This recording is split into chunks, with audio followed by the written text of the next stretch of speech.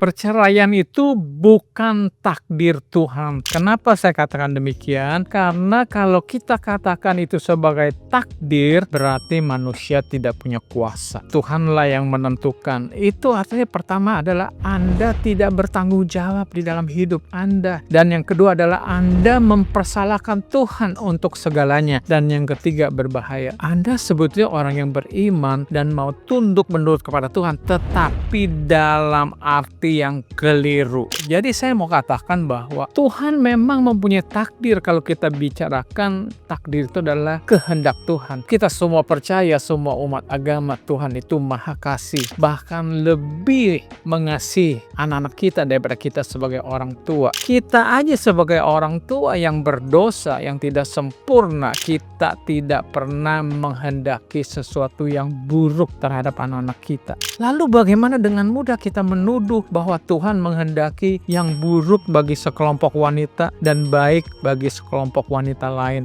Secara dewasa akui, para wanita yang mendapatkan suami yang tidak baik karena kesalahan baik di dalam waktu mungkin memilih atau kesalahan di dalam memelihara pernikahan itu. Semua itu perlu ada upaya, tidak ada sesuatu yang instan. Jangan sampai juga anak-anak kita menuduh bahwa ini takdir orang tua saya hidup miskin. Oh, sudah jatuh ketiban tangga. Saya sudah sedih sekali lihat anak menjadi miskin. Lalu anak menuduh saya yang merencanakan membuat dia miskin. Oh, tidak demikian. Mungkin dia tidak mau ikut nasihat dari orang tua. Begitu juga kita para wanita. Mungkin tidak mau mengikuti nasihat orang tua. Atau juga tidak mau mengikuti norma-norma yang diajarkan di dalam agama. Sehingga kita salah melangkah, kita salah memilih, dan akhirnya dalam kehidupan kita mengalami kesengsaraan. Lantas bagaimana kalau bercerai? Apakah memang boleh bercerai atau tidak? Ini juga sering menjadi masalah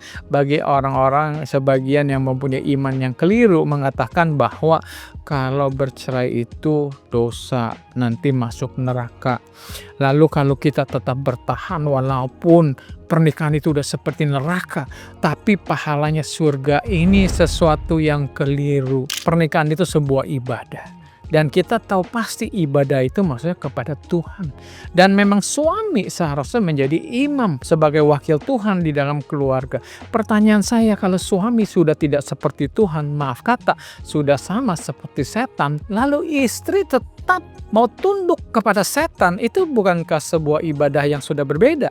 Bukan ibadah kepada Tuhan, tapi ibadah kepada setan. Jadi saya bagaimanapun secara iman saya, walaupun banyak yang juga tidak setuju, katanya sekali menikah tidak boleh bercerai.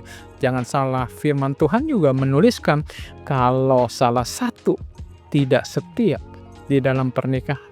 Nah, kita juga harus menilai prinsipnya. Berarti maksud Tuhan adalah kalau memang sudah tidak surgawi di dalam pernikahan itu, suami tidak bertanggung jawab, tidak menafkahi, KDRT. Jadi bukan hanya tidak setia berselingkuh saja yang menjadi masalah di dalam rumah tangga. Suami yang malas-malasan tiap hari cuma main game, itu juga sama buruknya. Jadi maksud saya adalah jangan kita tertipu daya atau oleh diri kita sendiri karena mempunyai pengertian yang salah masalah kehendak Tuhan dalam hidup kita. Jadi Tuhan mau juga kepada para wanita untuk berbahagia di dalam iman saya. Bahkan Tuhan menginstruksikan secara khusus untuk memperhatikan para yatim piatu dan para janda.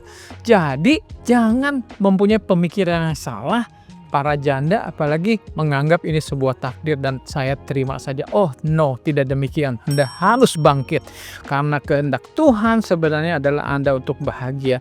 Jadi introspeksi diri, evaluasi diri, perbaiki diri, salah di mana.